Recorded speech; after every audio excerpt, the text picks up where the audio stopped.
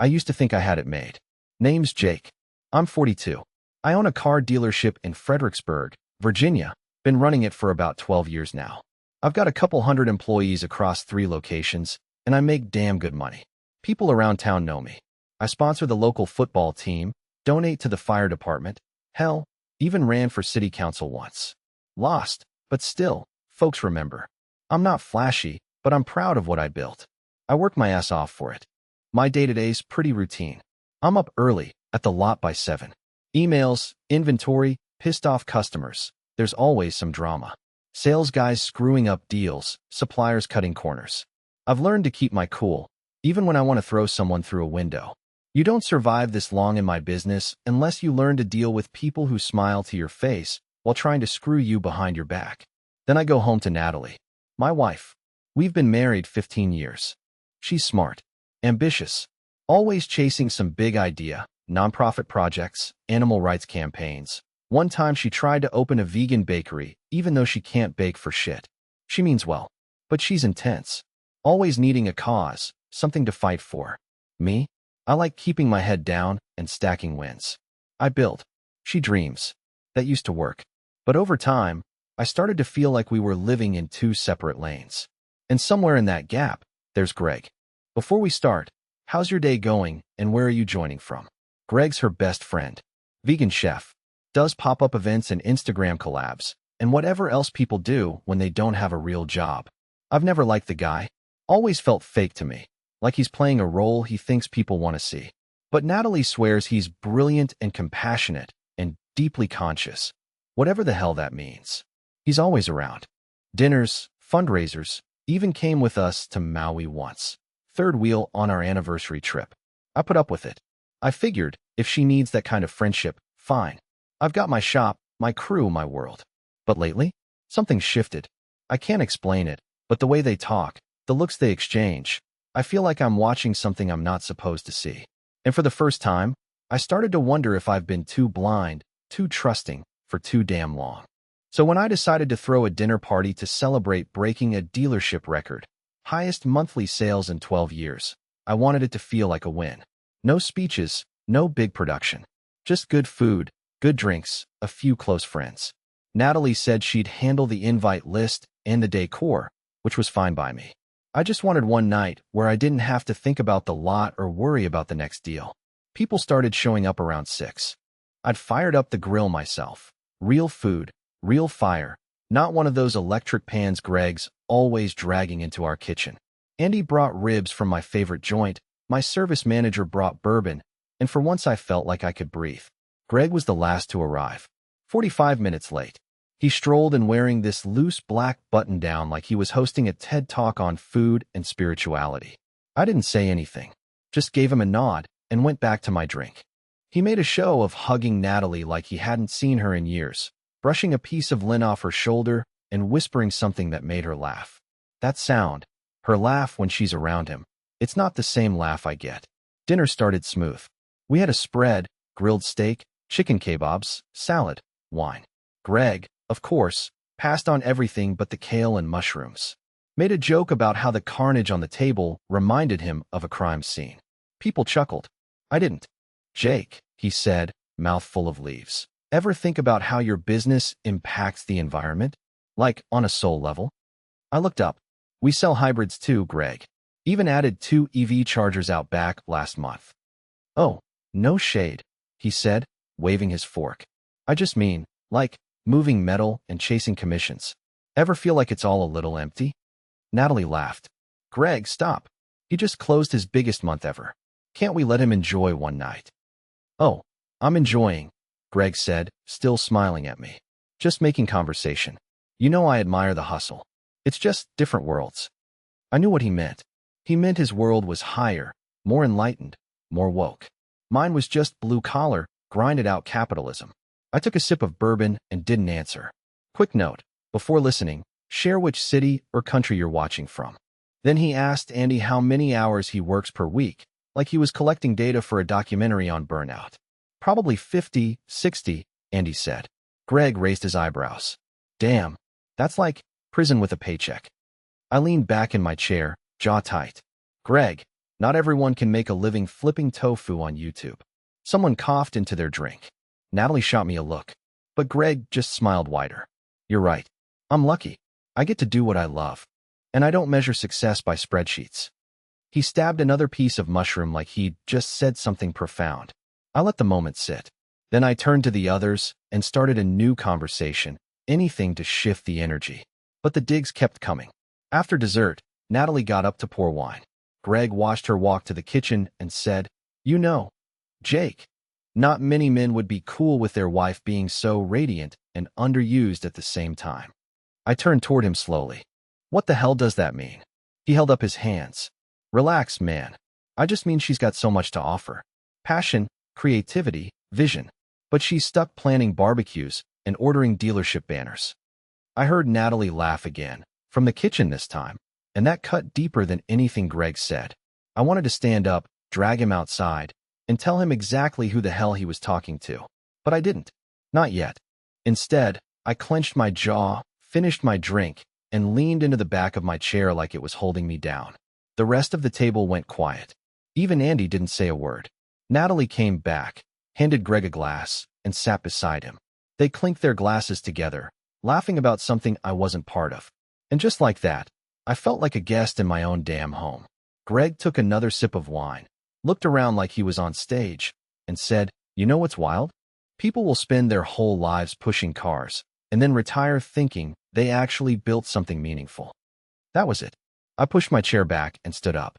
The scrape of the legs against the hardwood cut through the room like a blade. Every head turned. Greg froze mid-smirk. Natalie lowered her glass, eyebrows raised. I didn't yell. I didn't throw anything. I just looked him in the eye and said, "You got a lot of opinions for someone who doesn't own a damn thing." He blinked, caught off guard. I stepped closer, slow and steady. "You've bounced between pop-up kitchens and failed vegan startups for what, 10 years now? You sleep on couches, live off favors, and pretend it's a lifestyle. Let's call it what it is, broke with branding." Someone stifled a laugh. I kept going. "You come into my house, eat my food, drink my bourbon, and talk down on the very work that paid for all of it? You think that makes you interesting? It makes you pathetic." Greg opened his mouth, but nothing came out. The air in the room turned thick. Andy glanced at the floor. My sales manager's wife looked like she wanted to disappear. I didn't care. You want to preach about passion and purpose, fine. But don't sit there and act like I'm the sellout while you're still crowdfunding rent money. Greg finally found his voice. "Jesus, Jake. Insecure much?" Natalie shot up from her seat. "What the hell was that?" she snapped. "You just embarrassed him. And yourself. In front of everyone." I turned to her. "You've let him talk down to me all night. I've said nothing. I've let this crap slide for years. Tonight, I'm done letting it go." "He didn't mean anything by it," she said. "You're blowing it out of proportion." Greg leaned forward, shaking his head. "This is what happens when someone builds their life around numbers and ego. No soul, just spreadsheets and sales goals." I looked right at him. Better that than leeching off other people's dreams and calling it art. Natalie stepped between us like she was shielding him. "You're being cruel, Jake," she said, her voice sharp now. "This is exactly why people stop opening up to you. You attack. You control. You turn everything into a scoreboard." And there it was. Not just her defending him, but her turning on me. In my own house. I didn't say a word. Couldn't. My hands were shaking, but I kept them at my sides. Everyone was watching, no one breathing. Greg tilted his head. "You know, Natalie, I think you deserve someone who actually sees you." That line, it hit harder than anything else all night. She didn't respond. Just looked at me like she didn't recognize the man in front of her. So I walked. Past the table. Past the kitchen. Through the hallway, and out the back door. The air outside was cooler than I expected. Crisp. Quiet. I stood there on the deck, hands on the railing, breathing like I'd just run a mile. Inside, I could still hear their voices. Laughter, low talking, glasses clinking. And I realized something I didn't want to admit. He belonged in that room more than I did. That stung worse than any insult. I barely slept. I was still out on the deck when the sun came up, just sitting there in that same chair, bourbon bottle half empty on the table next to me. The house was quiet, too quiet, like it was holding its breath. I heard the back door open. Her footsteps. Then Natalie stood there, arms crossed, still in her silk robe, face tight and cold. I can't believe you humiliated him like that, she said. Not even a hello. I stayed in the chair, rubbing my jaw. Morning to you too. She ignored it. You made a scene in front of our friends. You were cruel. You looked unhinged. I finally looked up at her. He's been disrespecting me for years. Last night, he crossed a line. She shook her head like I was some clueless kid. He was being honest. He challenges you, Jake. That's what real friends do. He's not my friend. Well, he's mine, she snapped. And you made him feel small. On purpose. I stood up, slow. Yeah? How do you think I felt every time he walks in here acting like he owns the place? You're paranoid. No, I'm not. I see it now. I've been seeing it. You just don't want to admit it. She went quiet for half a second. Then, you're going to apologize to him. I laughed once. No humor in it. No, I'm not. She stepped forward, voice sharp. If you care about this marriage at all, you'll make it right. You'll fix it. Otherwise, she trailed off, but I knew where she was going. Otherwise what? I said, voice low. Her eyes filled, but she didn't back down. Then maybe we're done, Jake. Just like that. Like flipping a damn switch. I stared at her. You'd end 15 years over this? It's not just this, she said, voice shaking now. It's everything. You've been shutting me out for years. You don't listen, you don't support what matters to me. I've grown, Jake, and you've stayed exactly where you were. You mean I've built something? You've been chasing causes and half-baked projects while I've been keeping this whole thing standing. She pointed at me. That's it. That right there. You think money is everything. You think as long as you're paying bills, I should just shut up and smile. I think respect matters, I shot back. And I don't get that from you anymore. Especially when he's around. She didn't answer right away. Just stared at me like she didn't recognize who she was looking at. Then, quieter, Greg sees me. He gets me. You never really have. And that one hit deep. I didn't yell. I didn't throw anything. I just stood there, letting her words settle in my chest like wet cement. Okay, I finally said. She blinked. Okay, what? I'm not apologizing. And I turned and walked past her, back into the house. I heard her say something as the door shut behind me, but I didn't catch it. I didn't want to. The next few days were hell. We barely spoke. She stayed in the guest room. I left for work early, came home late. The kitchen was dead quiet, the air around us thick like smoke after a fire. She cooked dinner one night and left it on the counter, hers on one plate, mine on another. Not a word exchanged. Like we were roommates passing time. And the worst part? I didn't even feel angry anymore. I felt done. Whatever we were holding on to, it wasn't marriage. It was muscle memory. And deep down, I think we both knew. This wasn't just a fight. It was the beginning of the end. The next few mornings, I didn't even bother going straight to my office. I just walked the lot, back and forth, gravel crunching under my boots, sun coming up behind the line of trucks. I nodded at the crew, but I didn't say much. My head was somewhere else. 15 years. That's what I kept thinking. 15 years, and somehow I'd ended up feeling like a stranger in my own marriage. I remembered the first time I met Natalie. We were both 27. She was working PR for some small rescue organization, pitching me on sponsoring a fundraiser. I barely listened to the details. I was too distracted by how damn fired up she got about stray dogs. Like it was life or death. I'd never seen anyone so intense over something that didn't make money. But that was part of what I liked. She had vision. Fire. I figured, maybe I could help her build something real. She didn't have much. She was sleeping on a friend's futon, juggling 3 side gigs. But she talked like she owned the future. So I backed her. I covered bills, bought her first office space when she started that nonprofit. I never once complained. I figured we were a team. My world paid for hers to exist. But somewhere along the way, it stopped feeling like we were building anything together. It was like I became the foundation she stood on, and then forgot I was even there.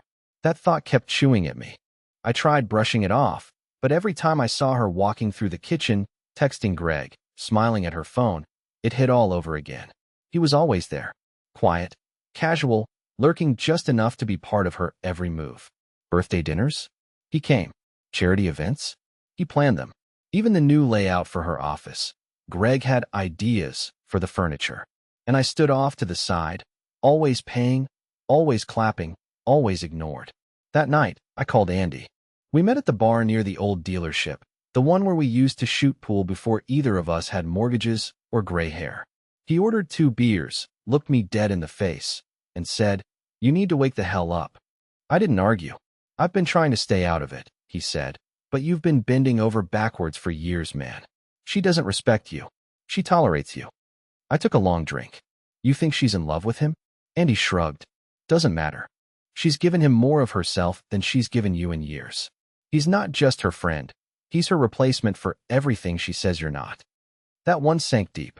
I just stared at the ring on my finger. Andy leaned in. You don't owe him an apology. Hell, you don't owe her one either. You gave everything.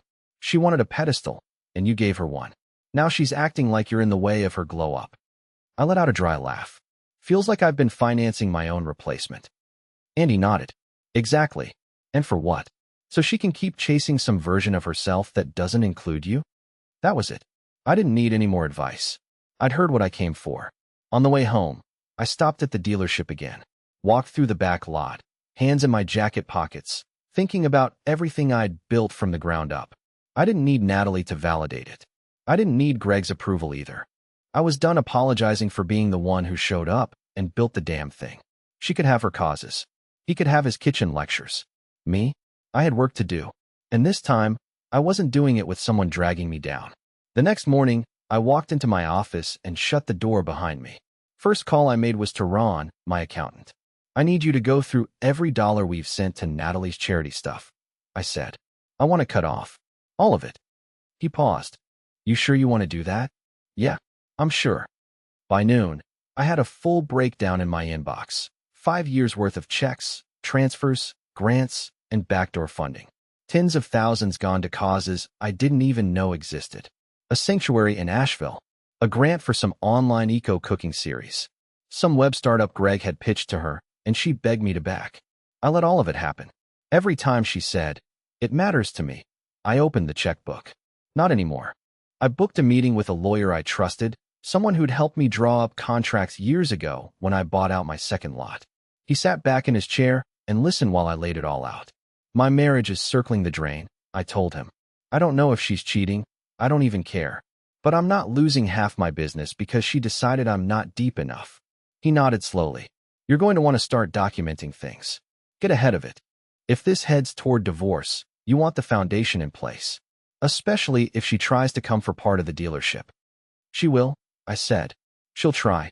We spent 2 hours going through asset protection, prenup terms, and ways to freeze certain accounts without triggering alarms. By the time I left, I felt clear. Not angry. Just done.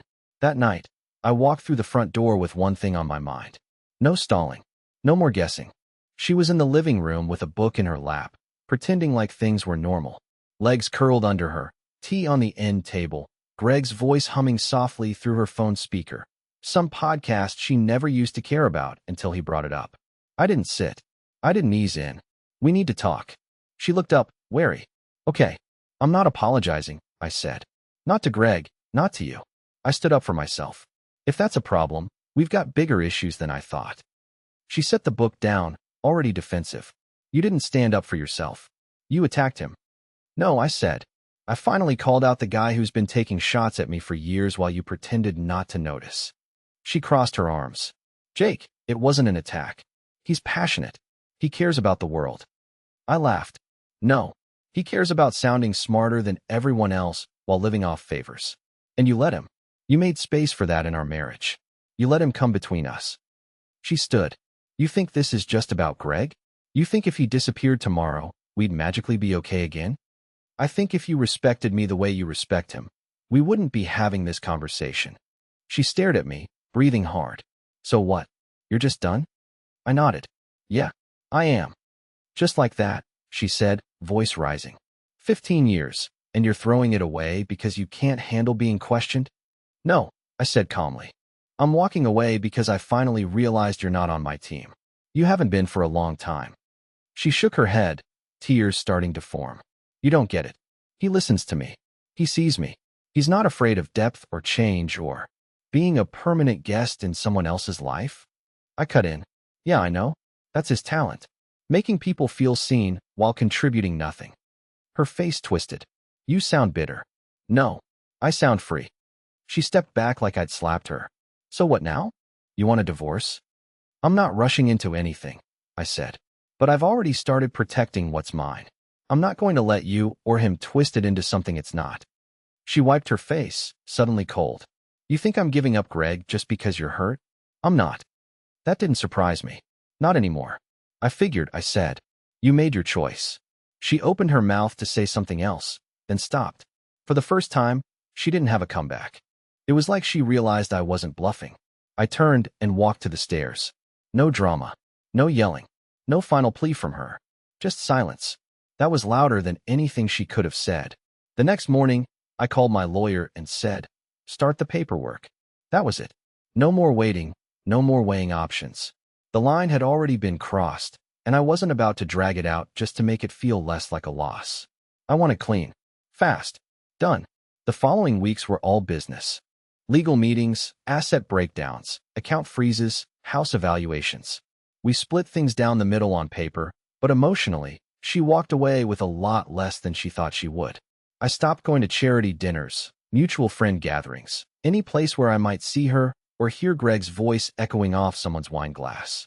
I didn't need the fake smiles and awkward side hugs from people who secretly rooted for her. Let him root. I was too busy rebuilding. Natalie texted me 3 times that first week. All of them long paragraphs about growth and reflection, how she saw her blind spots now, how Greg isn't what you think he is. One message even said, you were right about some things. I just didn't want to see it then. I didn't respond. Not once. 2 weeks later, she sent another one. Said she'd been journaling a lot and hoped I was finding peace. That one, I didn't even finish reading. I swiped it away mid-sentence and blocked her number. She made her choice. She could live in it. While you're listening, tell us which country you're watching from. At work, I shifted into gear. I hired 2 new managers, opened up a plan for a 4th location in Richmond, and renegotiated contracts with 3 of our biggest parts vendors. Every hour I used to spend walking on eggshells around my own wife. Now I spent growing the empire. I didn't feel bitter. I felt sharp, focused, more me than I'd been in years. About a month in, Andy dragged me to this gallery downtown. Some art show fundraiser for veterans. I wasn't expecting much, just another small-town wine and cheese night with overpriced abstract paintings and people pretending to be deep. But that's where I met Rachel. She wasn't like Natalie. Quieter, yeah, but steady. No big dramatic energy, no forced idealism. She asked what I did for work, and when I told her, she said, that's badass. You built all that yourself? I laughed and nodded. Yeah, took some hits, but still standing. She smiled. That's how you know it's real. We talked for an hour. Ended up walking out of the gallery together, standing by our cars like 2 teenagers who didn't want the night to end. She wasn't flashy. She wasn't trying to impress me. She listened, asked smart questions. She actually cared how I got here, not just what I could do for her. By our 3rd date, I knew something had shifted in me. Not in a fairy tale way, but in a finally breathing again kind of way. She didn't make me feel like I had to apologize for who I was. She made me feel like a man who had value. And for the first time in years, I wasn't chasing peace. I was living in it. A few people kept saying I should get closure. Andy brought it up while we were drinking beers in his garage. My service manager hinted at it one night after hours. Even Rachel, as solid as she was, said, if she reaches out again, maybe just hear her out, if only to shut the door for good. But I didn't need a speech. I'd already seen who Natalie really was. Still, the universe loves irony. She showed up 2 days later, unannounced, walked right into the dealership like she still had a key to my life. I was in my office going through payroll when I looked up and saw her standing in the doorway. Same perfect posture, same neutral tone jacket, same eyes that used to burn holes through me. Jake, she said soft. Can we talk? I leaned back in my chair, arms crossed. You're here, so talk. She stepped in, shut the door behind her. Sat down like she hadn't been blocked from my phone for 6 weeks. I've been thinking a lot, she started. About everything. About how things ended. They didn't end, I said. You ended them. I just followed through. She looked down, took a breath. I wasn't fair to you. I see that now. I let my relationship with Greg cloud what we had. I took you for granted. No kidding. I was angry. I felt unseen, unfulfilled, and I let that convince me you were the enemy. You weren't unfulfilled, I said. You were bored. There's a difference. She flinched. I didn't soften it. I chased meaning in all the wrong places, she said. voice cracking just a little. Greg made me feel heard. But he wasn't real. He's not real. That whole world, it's exhausting. So leave it, I said. Nobody's stopping you. She blinked at me. I thought maybe we could talk about trying again. Not go back to how it was, but maybe start fresh. In a new direction. I stared at her, dead silent. My office was quiet. Just the low hum of the AC and the ticking wall clock above the window. Natalie, I said, you stood in our living room and told me Greg saw you better than I ever did. You told me I was controlling. Shallow. You picked him. Over and over again. I was wrong, she said quickly. I was lost. I kept chasing the next thing, thinking it would fix something inside me. But you were the one keeping everything stable while you wandered around pretending purpose was more important than partnership. She swallowed hard, eyes wet now. I know I messed up. But people change. Yeah, I said. I did. That shut her up. She looked around the office, the walls lined with dealership plaques, a framed photo of me and Andy at our first ribbon cutting. My world. My grind. My name on the damn building. I'm proud of what I built, I told her. You never were. You treated my work like it was a fallback plan. Something basic. Like I should apologize for not being trendy enough. She shook her head. That's not true. It is. And now you're here because reality slapped you in the face and Greg turned out to be just another burnout with a big vocabulary. I'm sorry, she whispered. For everything. I nodded. Good. But I don't need it. Her mouth opened slightly, like she expected something else. A lifeline. An offer. I didn't give her one. I've moved on, I said flatly. I don't hate you. But I don't trust you. And I'm not interested in doing this again. She stood slowly. So that's it. Yeah, I said. That's it. She looked at me for a long second. Then she turned and walked out without another word. I watched the door close behind her. And right then, I realized something I hadn't before. I wasn't angry anymore. I didn't want her back. I didn't want revenge. I didn't need her to understand what she lost. I'd already won. Not in some dramatic, cinematic way. Just in a quiet, steady, peaceful way. And that was enough. A few months after she walked out of my office, I met Andy for lunch at our usual spot, small steakhouse off Route 3, same waitress, same corner booth. He slid into the seat across from me, grinning. You'll love this. I raised an eyebrow. What? Natalie and Greg? Still playing house. I didn't say anything. Just waited. They're living in some apartment behind that co-op market near downtown. She's working part-time at a wellness store. He's doing food delivery when he's not developing content. And he did air quotes. They're broke, Jake. Like, credit card maxed. GoFundMe for dog food broke. I leaned back and took a sip of my water. No smirk. No gloating. Just clarity. She actually called Jen last week, Andy added. Crying about how hard things have been. Said she feels like she gave everything up for nothing. I nodded. She did. He chuckled. You're cold. No. I'm done, I said. There's a difference. And there was. I didn't feel sorry for her. But I wasn't angry either. I was just out. She made her choices. And I made mine. Now I was 6 months into peace and didn't miss the chaos one damn bit. Rachel and I were doing good. Easy. Solid. She never played mind games. Never made me feel like I had to shrink just to fit into her version of love. We spent weekends at flea markets, visited local shows, talked business, talked life. She asked questions and actually listened. I'd expanded the dealership again, hired more staff, opened up a reconditioning center. Business was booming, morale was high, and for the first time in years, I didn't dread coming home. My life felt mine again. I thought back to everything I let slide before. All the quiet disrespects. The slow erosion of trust. The way Natalie made me feel like a placeholder while she chased someone else's idea of fulfillment. Never again.